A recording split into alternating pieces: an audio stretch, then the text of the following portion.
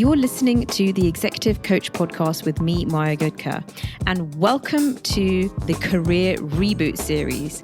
This month, you'll be waking up to a daily curated series of episodes to listen to with your morning coffee. Your go-to guides to keeping you motivated, strategic, and able to have fun in your career, especially as some of us might be limping a little bit towards the summer holidays. And as you listen in this month, you might find it useful to have my Career Blindspots scorecard to hand, which you can download from the link in the show notes. So let's dive into today's episode.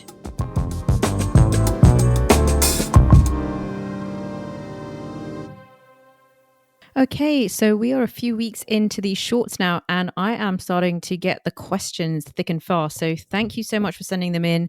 And for those of you who haven't sent me a question yet, but are enjoying these or finding them helpful, please do send your questions in. So I've got a question here, which is, can you talk about changing how people perceive you in the workplace? Okay, so I'm conscious this is a short, and so we're keeping this inside 10 minutes. This is a fairly meaty topic, but there's always a few ways that we can think about this that can kickstart that process. So I often like to break down these things into thinking or cognitive stuff, feeling or emotional stuff, and then doing. So action and experience-based things. So if we were to look at those areas, the thinking piece, there's a few different things that you can do here. The one is just understanding how identity is cultivated. So if you want to change the way you're perceived, there's a concept in the academic literature which is called social identity. And what this is we develop our senses of self based on feedback that we receive from the world around us. Yes, we also have some of our own innate senses of identity, and identity is comprised of many different aspects. But one very important one, especially in environments like the workplace, is that feedback that we get from others. So, for example, if everybody treats you like a leader with great ideas, then you start to feel like one. If everybody dismisses you and minimizes you, then you don't feel like one, even if you are doing all the same actions as the person who is treated as a leader. And of course, this is where some of those systemic biases come in. And it's so important to understand how these work so that we don't take it upon ourselves or take all the responsibility on ourselves if we are feeling less than in these environments. So understanding the social identity component can be really useful here as we start to think about how we want to then change the way that we're perceived inside an organization or inside our place of work. And so knowing that that exists, how can we influence that social identity? So this is where I think we get into the actions and behaviors piece. And so based on our research, I interviewed a lot of individuals who had managed to change their identity in the workplace. And one example stood out to me, which was somebody who really had a very clear vision of that next stage that she wanted to get to inside her department. She talked about this with her line manager, and he helped formulate a plan to enable her to do that. Part of that involved a secondment. And what she said to me in her interview with me was that she hadn't realized it at the time, but this secondment enabled her to shed her current identity. It enabled her to physically become unmeshed from the work that she was typically associated with. She was able to shake off the typical responses and ways that she would have behaved in that current role. And then having gone and got that experience, she was able to come back in with a fresh start and be in a much better position to take on that next level role and have a renewed sense of identity around her.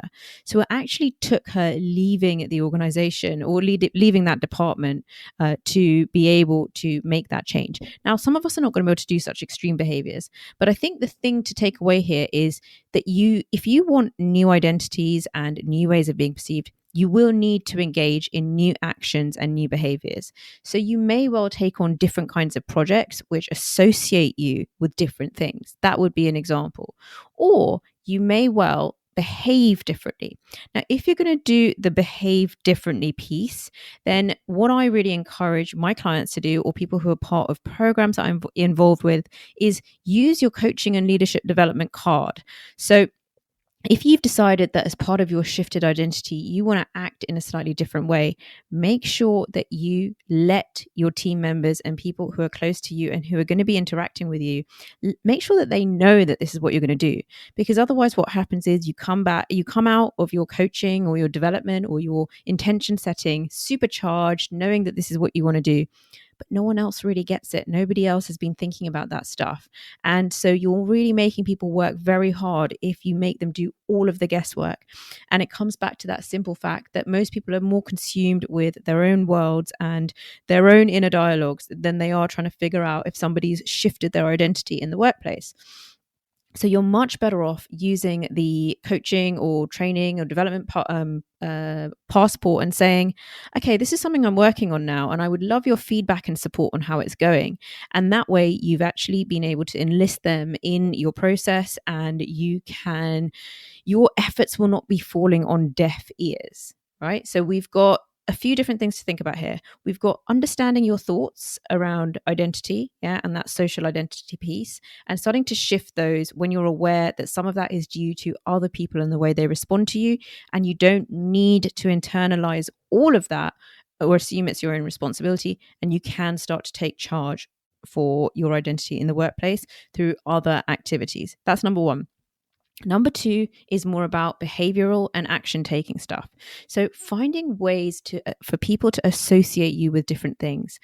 It might be a secondment or some kind of project that almost takes you out of your usual responsibilities, if that's possible. But if not, then demonstrating that you have a hand in new styles of work or new types of thinking or knowledge, and that you are able to share those. That is another really powerful way. What I would add here, which is something that I work on a lot with clients, is one of the easiest ways to start changing the way that you're perceived inside your workplace is to start changing it outside the workplace.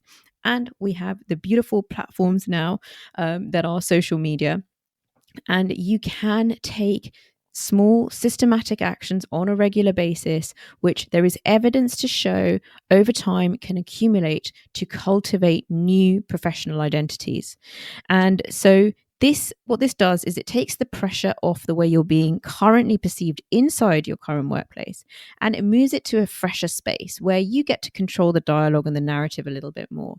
Over time, this adds up and snowballs, and you will start to be seen for the things that you are maybe talking about or engaging with online as well, and the two can work really well together.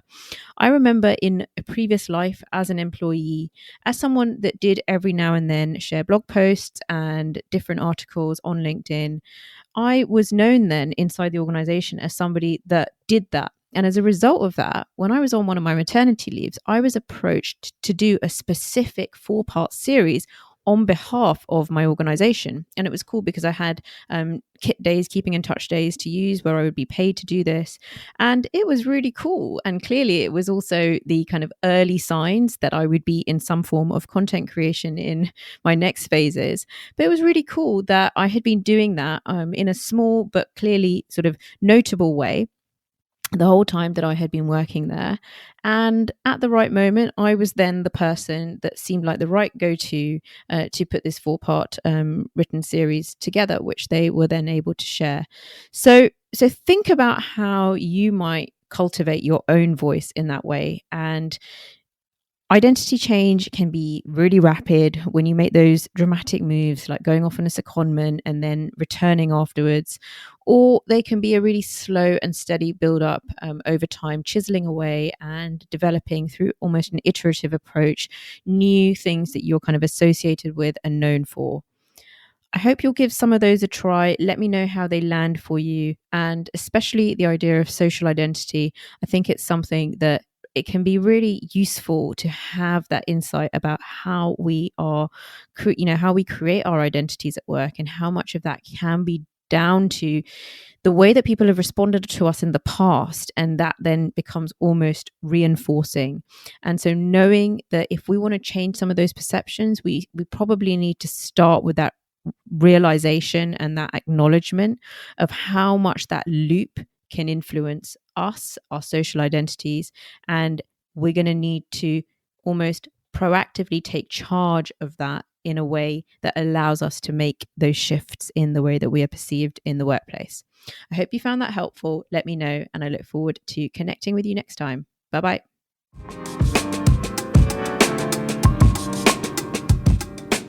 Thank you for listening to Life Work with Maya. If you've got to this point, I'm guessing you found it valuable. So do share the link with somebody else who can benefit.